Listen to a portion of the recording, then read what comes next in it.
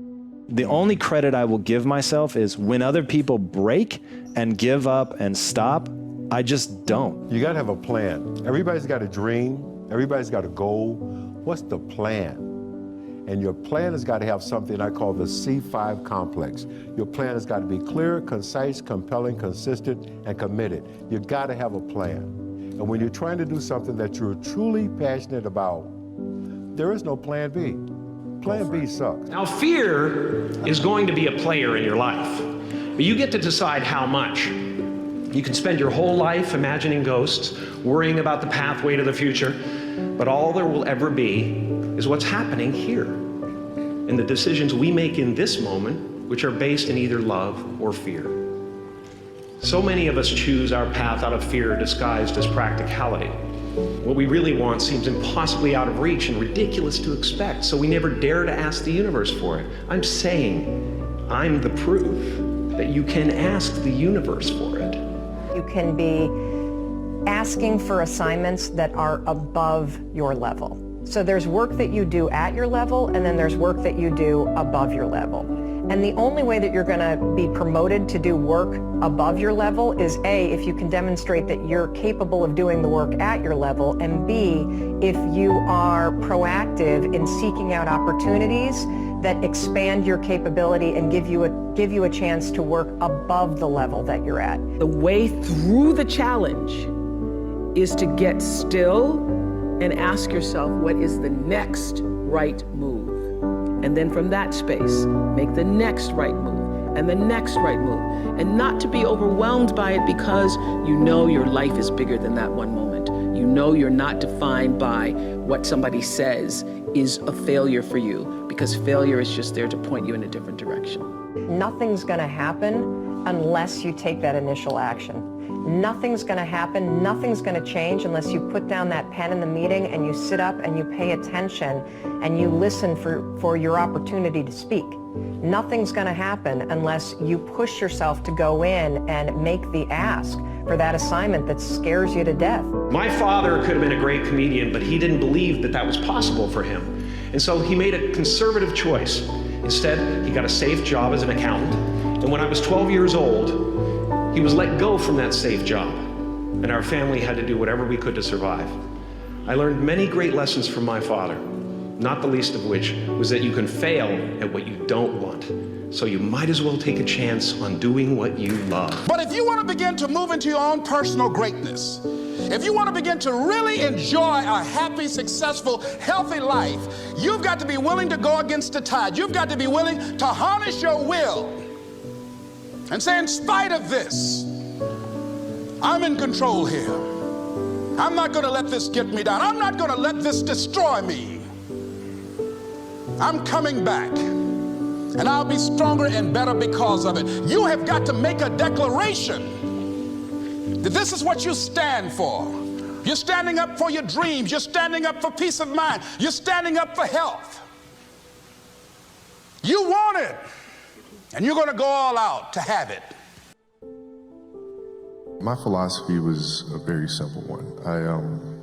And this is where I think film plays a big part of my life. Rudy was one of my favorite films growing up. After watching that film, I come to understand if I could work that hard every day, with being blessed with the physical tools that I have, what would my career be? And I made a promise to myself from that day that I was going to work that hard every single day, so that when I do retire, I have no regrets.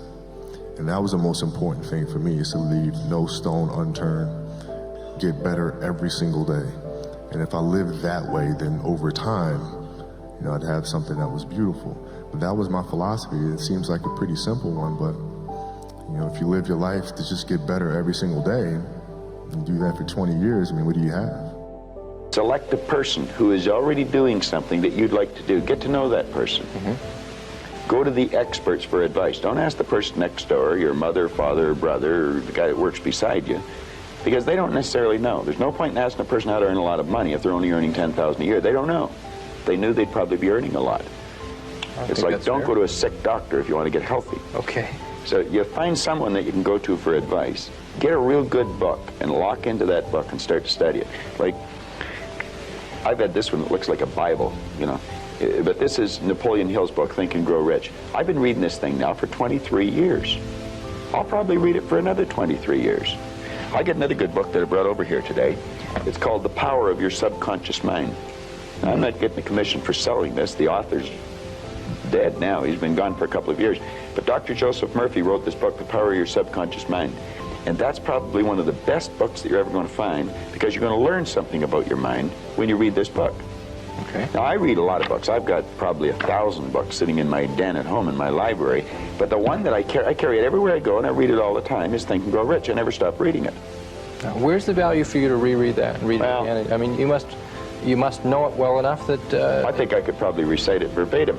But the secret is, I once read in a book where it said, when you read a good book through the second time, you don't see something in it that you didn't see before. You see something in yourself that wasn't there before. You see, when I read this, I create a greater awareness. The bow too tightly strung is easily broken, says one of the Proverbs. Balance is a gorgeous thing. So be monomaniacal in your execution around your high-value targets, your HVTs, your mission plan, but also build in some rewards. And that's going to send a gorgeous message to your conscious and your subconscious mind that, hey, this daily practice of execution around my deliverables is a beautiful thing. And you create this thing called momentum. And the monk who sold his Ferrari, I went back and I saw this recently. I think there's a whole chapter on momentum. And you become like this. I love skiing. You start off small, but as you go down the slope, you pick up momentum. A lot of people say, Robin, where do I start? I want to start a new business. I want to become a better artist. I want to find the love of my life. I want to be a world-class creative. I want to multiply my financial life. Where do I start? You just start. You just start. There's great power in the start. And when you start, life starts supporting you. First and foremost, you need something bigger than you to be inspired about. I think we're all born with a deep and meaningful purpose that we have to discover. Your purpose in life is not something you need to make up, it's already there. You just need to discover it. That means to take the cover off of what's already there. And when you do, when you really discover what you're meant to do, it will be the reason you get up in the morning. Prior to discovering your life purpose, it's easy to become sidetracked or feel uninspired or feel like you've accomplished very little in life. But what if these feelings are simply feedback that you need to keep going, keep searching until you discover? And what if it's the universe reminding us not to settle for mediocrity, to continue experimenting for the one thing that lights you up? I also believe we're all born with a set of talents and interests that tell us what we're supposed to be doing. Lots of times they come so naturally to us, we overlook them. We think finding our purpose is supposed to be more profound or difficult, but what if it's right in front of you the whole time? Think about it. Have you ever wanted to study something that you loved, but the more logical route was to do what your parents or teachers or friends thought you should do? Well, maybe you wanted to be a potter or a musician or an artist, but ended up in business school because it was logical or sensible. If so, you're not alone, you're just off track. Maybe you really are meant to be a potter. As soon as we got tougher, as soon as we got less PC, as soon as we got that we didn't care what they said or thought about us, we got more successful. And we started doing deals. You cannot do, a lot of transactions without hurting feelings. The old saying about to make an omelet, you got to break eggs. And everybody that's ever had an omelet, there's normally some kind of eggshell in it because they can't get all the eggshell out. Collateral damage. Fred Smith, the founder of Federal Express, said, and he's similar background, similar age. He was a young Marine officer. I was a young Army officer. He said when he came back from Vietnam, as soon as he realized his mistakes, the collateral damage of his mistakes did not end up with body bags, meaning dead people, he says the rest was easy. So the worst I was ever going to do is hurt somebody's feelings, make them cry. And he built Federal Express, and he's one of the icons of business who's still running the business.